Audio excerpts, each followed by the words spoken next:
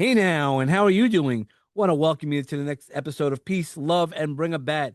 Today, I'm bringing on my friend Barry Hyman. Man, I can't wait because he's really one of the goons good for good, right? He has so many connections, and I've met him. I know him for a couple of years. He's a fellow brother of the Knights of Pythias, as well as running this amazing cat rescue. That's exactly what we're going to talk about today, among other things. How are you doing, Barry? I'm doing great. How are you today, Dave? I'm doing great. Can't complain.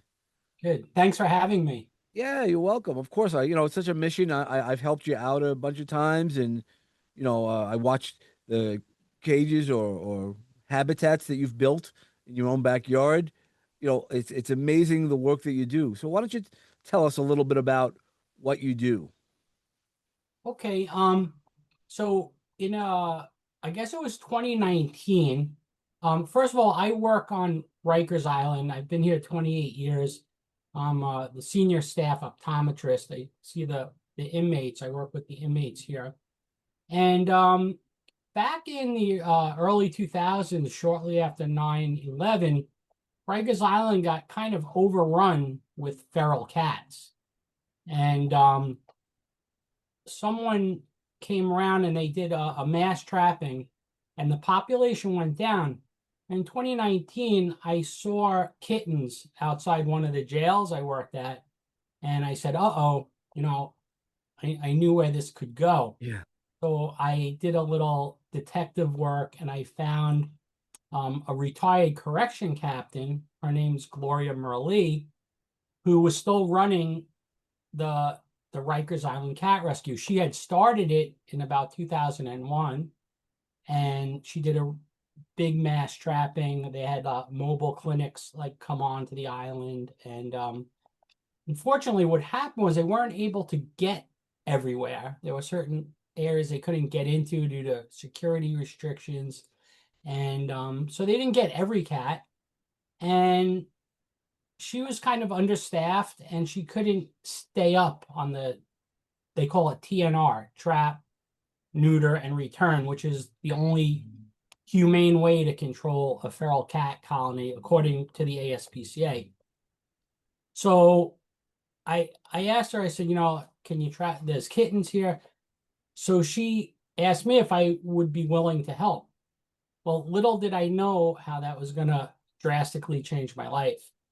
I took a course through Bidoe on trapping, TNR, trap, neuter, return. And then I got certified and I started trapping cats. And we did two mass trappings it was September and November, right when COVID broke out, around that time. So, well, it was right before COVID broke out. And that we made a pretty big dent. We did like 28 one time and 30 the next time. But it's so much work doing a mass trapping event that it's a big team effort, and it's a lot of work because you got to trap them, you got to hold them, then you got to recover them, and oh, we got a visitor, and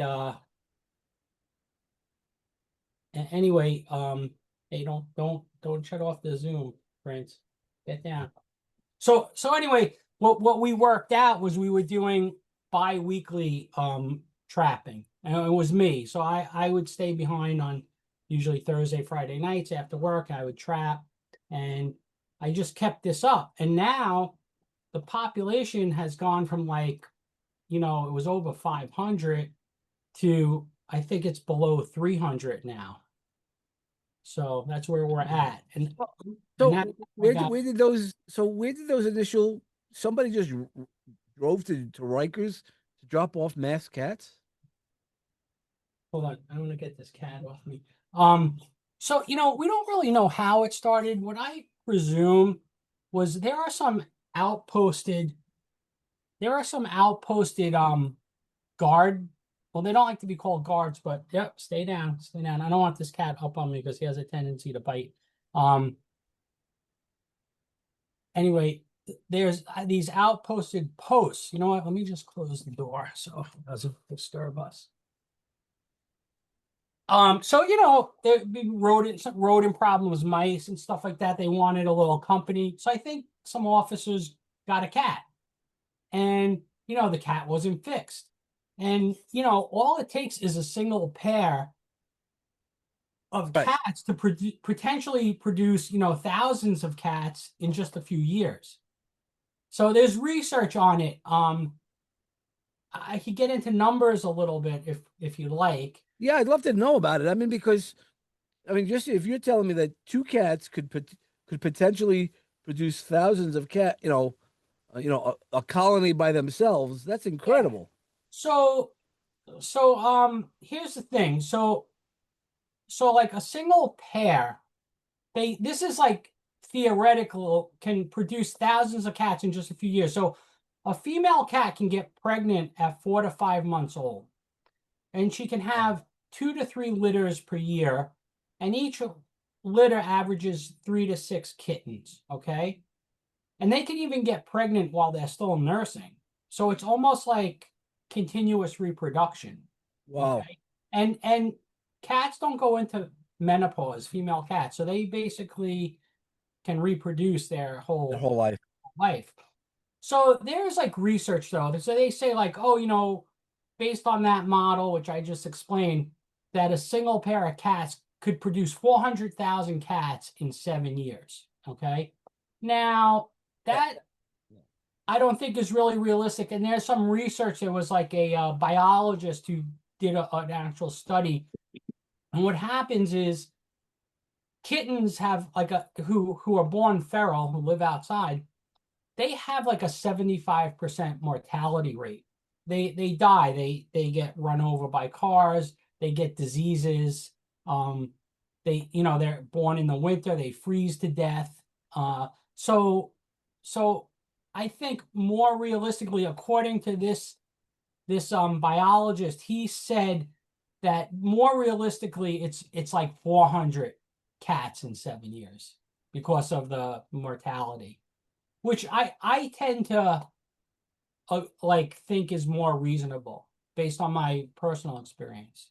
You know, so so anyway, so that's kind of like where we're at, and I think that's how it started. Now, one of the problems that we've encountered, and like knock on wood, it hasn't haven't had too many lately, but we did this, pretty, auspicious TNR, and we have about 28 colonies around the island. Rikers Island's about 465 acres.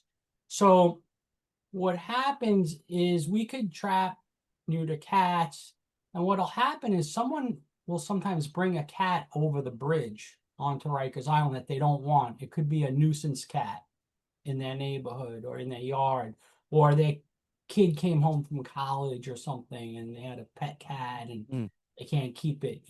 So they know we feed them, so they'll bring the cat over and let it go, and it'll blend in with the population, and we don't always know it's there until we see kittens.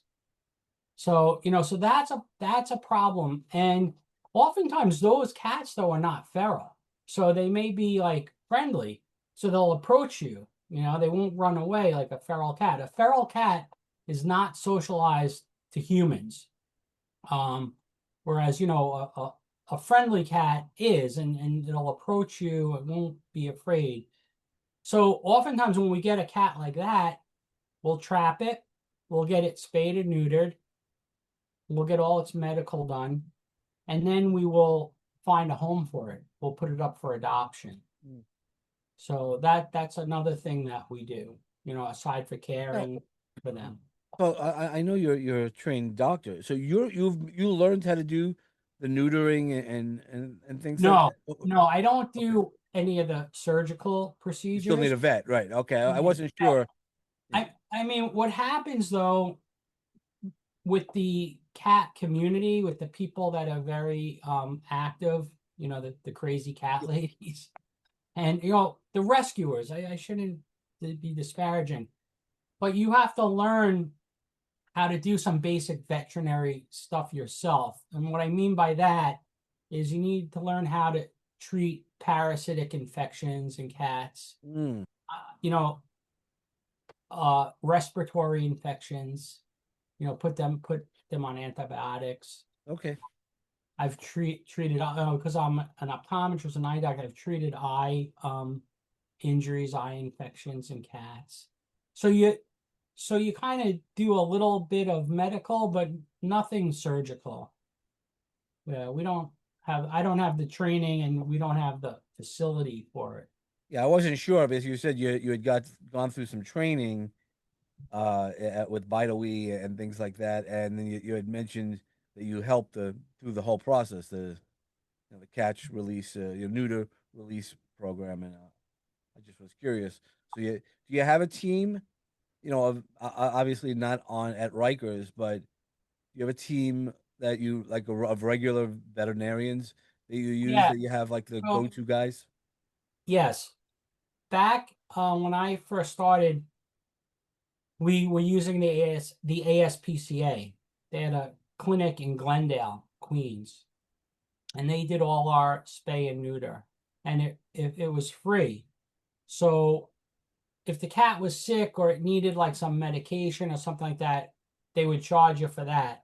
But the surgery was free, and they'd vaccinate the cat against rabies, and Mm, they gave it they gave it a shot. It was I think I'm not remembering the name, but it's like a 4-in-1 shot. It treats like feline leukemia, panleukopenia, uh, a couple of like diseases that cats could get. So it treats them for that, and of course rabies. They get the rabies shot. So so we were using them, but then what happened was the Glendale location closed down, and our option was like Brooklyn or the Bronx, and it just really wasn't like realistic for us. But by this right, time, right, because this is not your job. This is a this is passion project. strictly volunteer. But like what I do is, I work Monday to Friday. So I come in like 2 hours before, well, actually more. Well, yeah, 2 hours before my shift. I'll come in at 6 o'clock. I start at 8. And we have a cat care center on cattery. So we have cats in the cattery that some of them are ferals that wouldn't survive on their own on the outside, like they're old, they might have lost an eye or had some medical condition. So we take them in and we care for them and we let them live out their lives inside, in comfort. Then there's like a couple here that I trap as older kittens. So kittens, if you trap them before 5 weeks old, you can usually socialize them and get them used to people, and they'll make a house cat. They can be a Right. pet. But each week after 5 weeks, it gets more and more difficult Mm. um, to do that. And after like 12 weeks, it's really hard if they've been living outside. They're very fearful of humans. So we have a couple of cats here that have been living here now a couple of years that had that background. They were older. So they're like, you can't pet them, but they're sort of used to people. But like when we come in here, like we're coming in to feed right now, our census inside, I think, is like 19 or 20 cats living inside. But then right outside the cat care center, there's 5 colonies. So there's probably about another 20 to 25 cats. So we feed them. And then, we feed the whole, like, the whole island gets fed. The cats outside the cat care center get wet food every day. A couple of the colonies, not all of them, let's say outside of here, there's like, say 21, 22 colonies. We'll do about 5 colonies a day who will give them some wet food, you know. You rotate them, right? So you do Yeah, 5 on right, Monday, right. different Yeah, 5 on well, Tuesday. right. So, and what we've done is we've built cat feeding stations. So what these are, they're like little houses, that protect the food. so the weather doesn't, we have pans of dry food in there. So Mm. Yep. it's protected from the weather. It keeps the birds away from it. And that's what we do with that. So there's always food and fresh water out for the cats. Yeah. So what made you decide to do that, right? You obviously you were asked, you explained that before, but it takes a big commitment. I mean, I know I've spoken to you about it, not only a commitment of time, but even when you're not there. Again, I've been to your house where you built cages. You do work Yeah. beside, at more of a passion project. Yeah, it really is almost like a 24/7 thing that like it's always on my brain. If I'm driving home and I see a cooler like being thrown out, I'll pull over and grab it. And the reason why I do that is a cooler makes an instant winter cat house. I have like a Mm. 6-inch hole saw, Mhm. drill a hole in it. I put straw inside, and they're not waterproof, but we have a lot of there's a lot of trailers and there's buildings with like crawl, like sort of crawl spaces. Yep. So I stick them underneath the building so they're protected from the weather. So this is now like an instant, cat shelter. So Sure. cats need to survive in the cats were originally from like North Africa, like the Mediterranean. That's where Right. Yeah. the Yeah. I mean, original Egypt has all has all the images of cats and things right, like that. Yeah. right, and that's where they originated from. So they're really used to those warmer climates. They're not used to like cold like the Northeast winters. So if they don't have shelter and water, and a water source, they can't survive. So if you have a stray cat in your backyard, the best thing you could do for them is give them some type of shelter. And you never want to put blankets or cotton or that type of stuff inside the shelter. And the reason why is it holds moisture, Mm. and Right. then the cat will can't stay warm and it'll freeze. So what we use is we use straw, which is different than hay. Hay is for horses, straw is for strays. That's how Oh, that's okay. how I temper it. It's like a little, mnemonic. Um, it wicks the moisture away from the cat and it will dry itself out so it doesn't rot and stay wet. So that's what you do. So, if you have a little thing and they'll sell, there's like some places like Starkey Brothers in Farmingdale. They'll sell these like winter cat houses. They usually do it in the fall, but it's like a foam box that's wrapped in like a heavy gauge black plastic and they stuff it with straw. And it has, usually they have, like an entrance on one end with like a little tiny lip so water doesn't get in. And they work great. They're inexpensive. They're like under $30, and that's all you need. How long does the hay last? Right. That's a great question, Dave. We it the cat will bring in some wetness or stuff like that, or sometimes when it's freezing cold they'll even like urinate sometimes in the shelter. Sure. So ideally you should replace it like once a season. That's what we do. We replace it in the fall. We put Mhm. fresh straw in, but it can sometimes last longer, but ideally you want to replace it, at least once a year.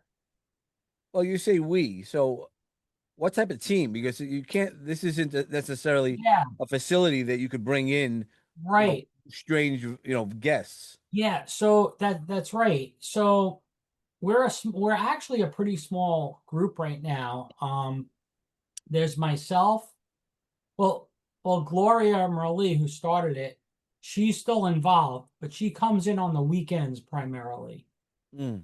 So myself, this civilian motor vehicle operator, her name's Liz. Her and I will often do the cat care center in the morning together, and we'll go out and do a couple of, put some food The out in the colonies. okay. Um, there's another officer. who kind of takes care of like a specific area. She helps out as much as she can, but she doesn't have a lot of time, but she gives us like what she can. And what was interesting was I had put an ad out. I think it was on Facebook. No, I think it was like on Instagram or something like that. We needed help. And this woman who lives locally, her name is Vanessa, responded, and she's been a lifesaver. She's like solid as a rock, and she comes in every weekend and helps Gloria. And they do like a deeper cleaning of the cat care center, and then they'll go out in the field too. And like, they'll on Saturday they'll do one half of the island, on Sunday they'll do the other half, Wow. and make sure everything's topped off and there's water. So like yesterday, I stayed after work and I went around and I filled up all the feeders with dry food.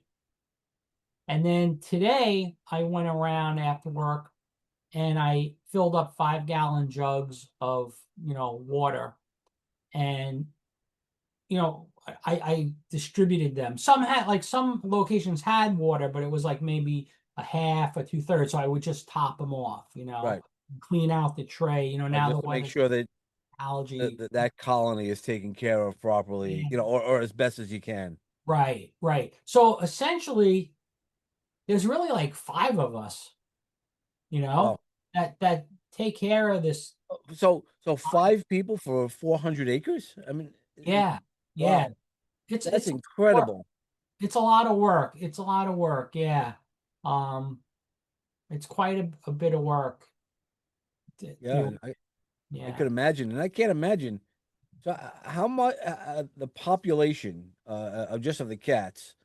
What do you think you're at now on on the total island?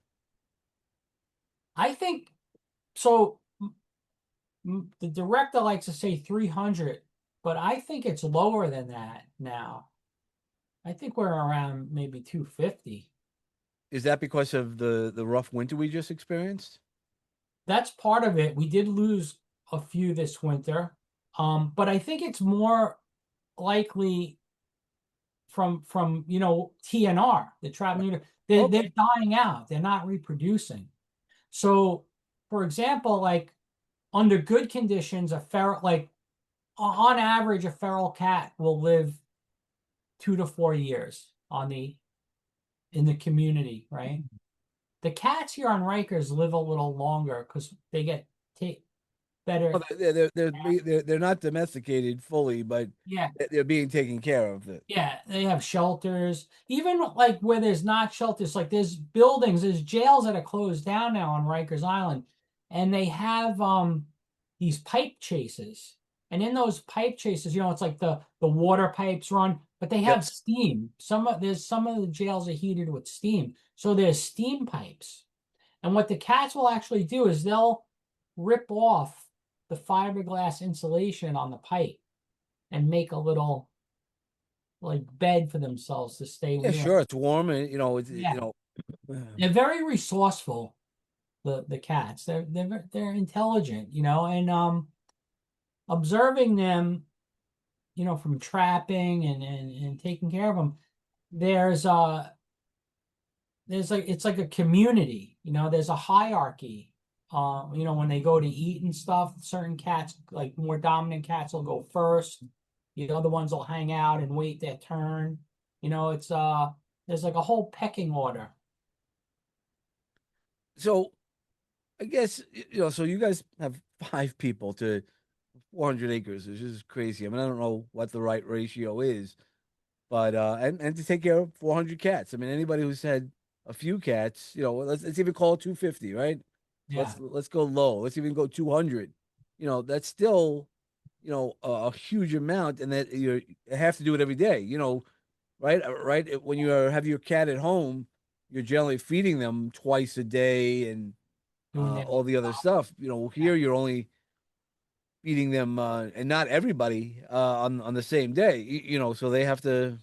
I mean, I know you're leaving extra where we wouldn't do that, but that still is an awful lot. yeah. How are you getting all this? I mean, because this is not part of the Rikers budget. This is Yeah, that's right. We're independent. I do have to like give some kudos. and thanks to the Department of Corrections, because they've given us the cat care center. It's these old trailers. They're Mm. past their lifespan. I've been like, between myself and some of the maintenance staff that are animal lovers, like they've we've kept them going, kept them Right. That alive. you've been allowed to repurpose them Yeah, into, repairs, keeping them going. But um they help us out that way. So we don't have to pay for like electricity and heat and cooling. The yeah. department provides that with the trailers. So what we've done is, we're a 501(c) status. We're a charity. And the what we've what we belong to this organization. It's called Rescue Bank. And what Rescue Bank is some of the large pet food companies and distributors and places like Amazon and those. Chewy and things like that. There's Yeah, Chewy like, and so let's say you're getting cat litter delivered to your house, and the box that it's in breaks. It gets like a little hole, and some of it leaks out. You know, so you complain, they'll take it back, and they'll give you a new one. So the damaged goods, so let's say it's supposed to be a 40-pound box, it's now 35 or 38 pounds because it leaked out. What do they do with it? They can't resell it. So they'll donate it to rescue groups. You have to be a 501(c) because now they can use it as a tax write-off. And then they're doing good. And they do that with food too. If it's like a dry food that right. If it's dry food, it's not gets ripped and cooked some of food. it, is damaged. Well, cans like that got like a case, and it got banged, and a can leaked, and now it's Yep. like contaminated. There's still 20 good cans in that case, of 24, let's say. Let's say you lost 4 cans or 2 cans. So they'll donate that. But then you have the manufacturers who will donate food, dry food and wet food. So we usually have to go pick it up ourselves. It's in Queens Village. It used to be out in Islandia, but that one closed up. I mean, I went a few weeks ago. The one in Islandia closed, and the person who picked up had a delivery in Riverhead. I went out to Riverhead with Oh my wow. trailer, and I picked up 2 pallets of dry cat food. So it's not free. Like, it's free from the manufacturer, but the people who run it, they charge like a warehousing fee.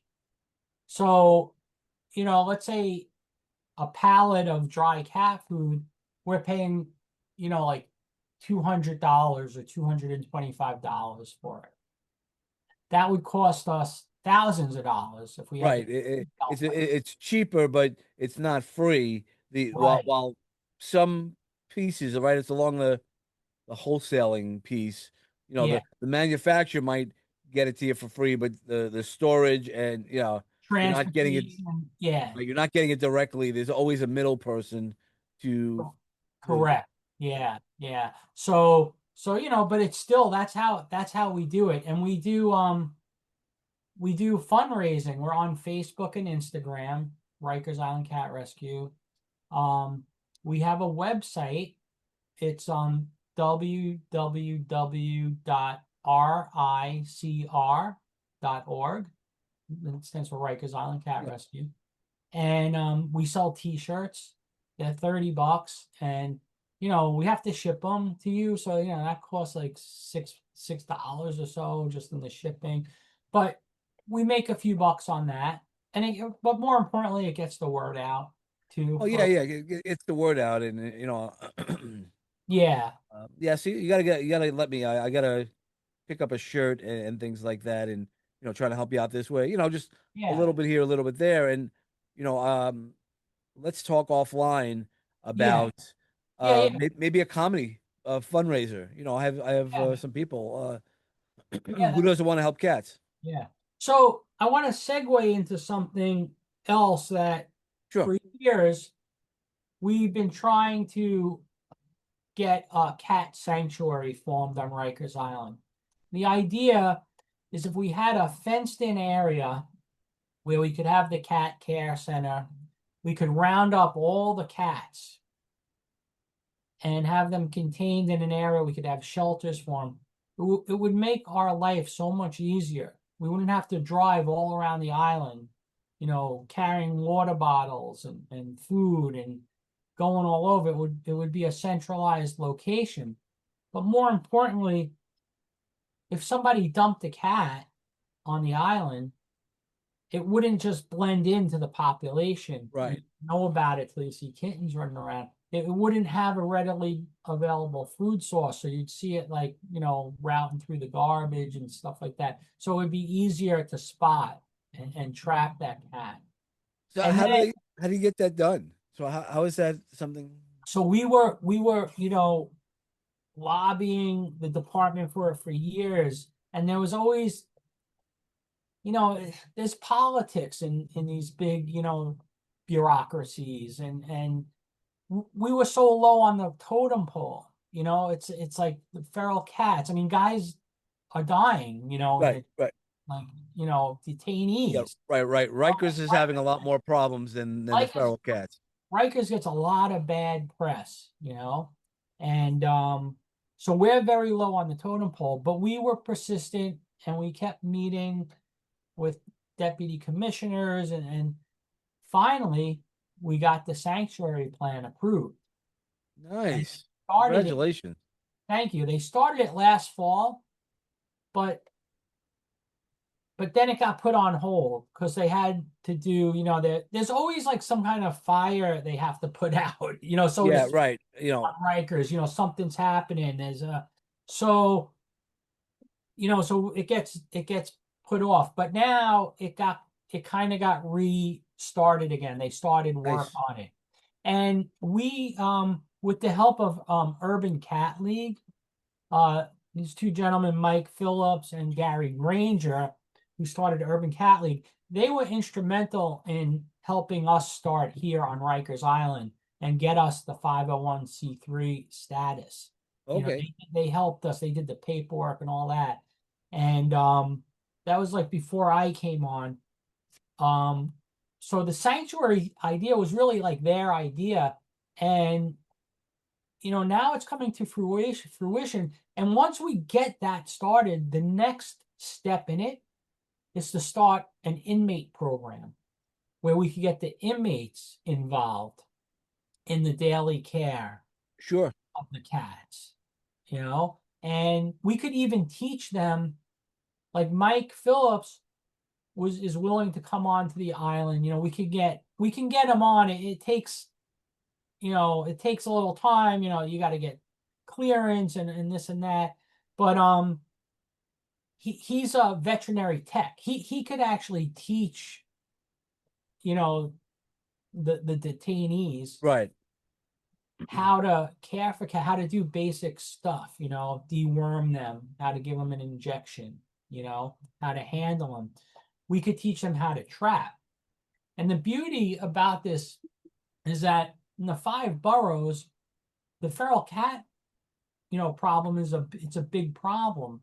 And there are people willing to pay for you to trap that cat, the cats, get them fixed, that type Oh, of thing. okay. So this is a type of thing that trapping's best done like in the evening at night. Cats are I think they call it corpuscular, like they come out dusk and dawn. That's their more active periods. Right. So you could make your own schedule. You could do stuff. It's not a big layout. Some of the groups will rent you traps, like loan you traps. You just have to give like a security deposit. Right. So it's not a big investment. So we could get guys started on that. So that's once we get the sanctuary built, that's the idea, is then to, once that step is taken, then we work on the program, an inmate program. All right. Well, Yeah. And good. interestingly, just to let you know, Rikers Island is a jail, not a prison. So a jail is a short-term term. The short-term housing situation, So obviously incarcerated. as you heard me, I wasn't calling them prisoners, and Yep, they're detainees. supposed to refer, they're pre-trial detainees. Mm, So okay, they haven't gone to trial. So let's say you're accused of you jump a turnstile and you get arrested, for that, and you get thrown into Rikers, or a DWI, and you don't have like the money to, to get yourself bail out to bail and out right. your boy or whatever, you get thrown in jail. So while you're awaiting to go to trial, you're here.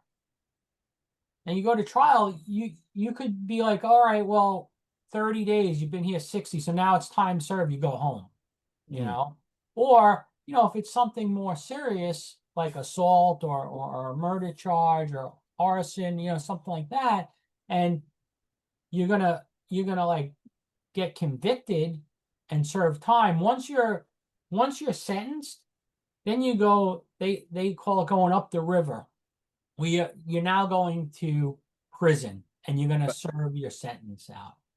So even though Rikers, it's really like if you get a city year, like you could serve a year here, but after that you're supposed to go to prison. Now, because the court system is so like backed up and inefficient, and people do appeals. I have guys who have been here 4 years. wow, The guys are here, they're fighting their case, appealing, that type of stuff. wow. Yeah.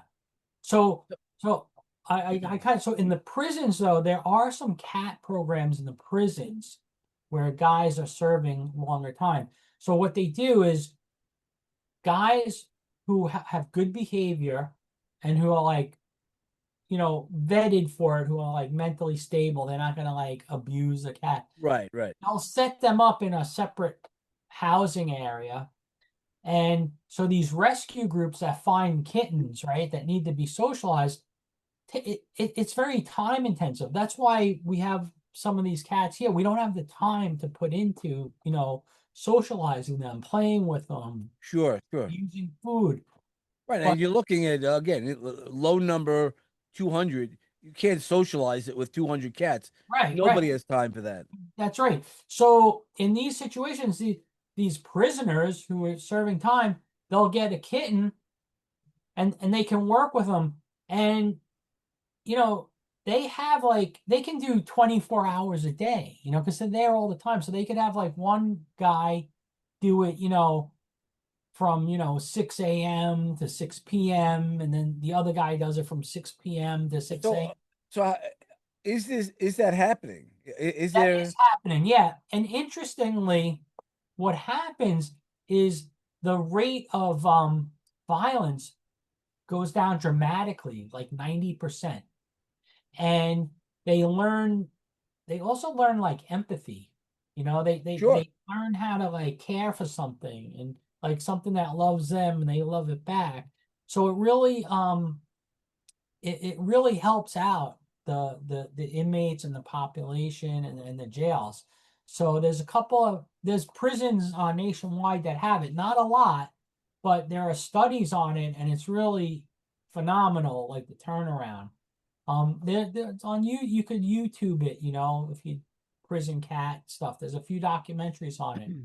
It's very touching, actually. Yeah, no, I can imagine because I mean, and we're all human, and a lot of times we just need the opportunity to share that humanness Yeah, with animals. yeah, Like that love and that is animals for the most part will have really unconditional love. You know they don't remember you yelling at them. They don't remember they know. right. Uh, Yeah. so I mean, it sounds like you're doing some amazing work, and as we're going to round up, the episode, um, how can somebody get in touch and support this? So the best bet would be to go to our website, www.ricr.org, Rikers Island Cat Rescue.org. And on there's a lot of information. We have a link tree. So we have an Amazon wish list. We always need wet food. That's our biggest Yeah, sure. need and desire. Like for the inside cats, we like to have cat treats for them.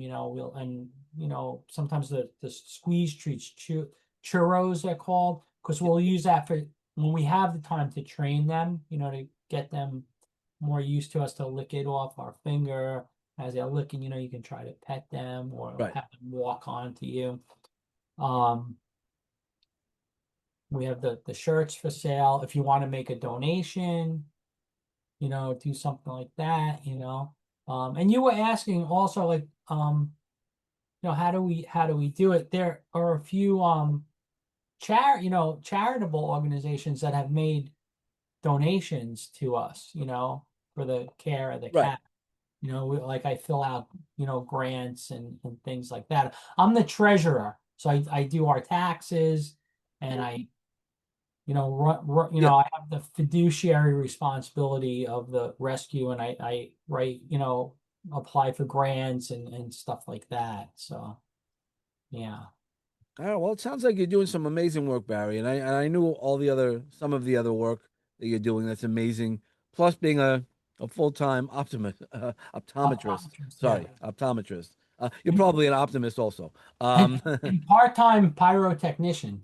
right. Yeah. With Yeah, that's why among the things you're doing, yeah, does works for Grucci, yeah, which is incredible. yeah. I just got licensed for New York State as a pyrotechnician operator. Nice. Yeah, Yeah, I might, that's one of those things I might talk to you about. I know I have the interest for it to really sit down and figure out, but that's a separate conversation.